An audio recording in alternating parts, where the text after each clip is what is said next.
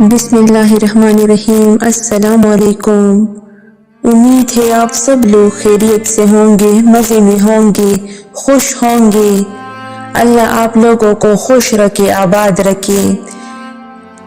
میرے چینل کو لائک کرے، سبسکرائب بھی کرے، اپنے دوستوں سے بھی شیئر کرے، اس کار خیر میں شامل ہو جائے۔ چلے ویڈیو کی طرف جاتے ہیں۔ جو اللہ سے رو رو کر مانگتے ہیں انہیں مانگنے کے بعد رونے کی ضرورت نہیں پڑتی۔ دعائیں تو تقدیریں بدلتی ہے، بے شک انجان راستے ہی معجزے لاتی ہے۔ دعا میں لوگوں کو شریک کر دیا جائے تو دعا منظور ہو جاتی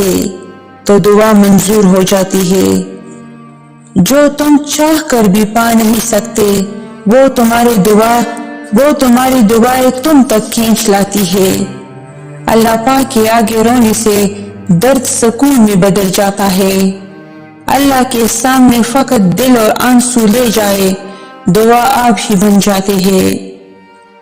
دعا کی سب سے بڑی خوبی ہے کہ جہاں دعا مانگنے والا ہے وہی دعا سننے والا ہے۔ اگر آپ بآواز بلند دعا مانگے تو وہ دور سے سنتا ہے، اگر دل ہی دل میں مانگے تو وہی بھی موجود ہوتا ہے۔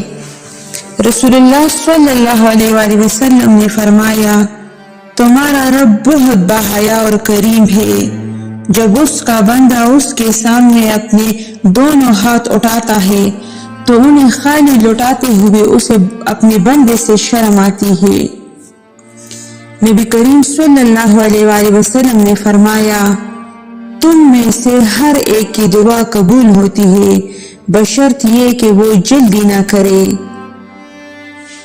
عرض کیا گیا، اللہ کے رسول جلدی کا کیا مطلب ہے؟ آپ صلی اللہ علیہ وآلہ وسلم نے فرمایا، وہ یوں کہتا ہے کہ میں نے اللہ تعالیٰ سے دعا کی لیکن اللہ تعالیٰ نے میری دعا قبول نہ کی۔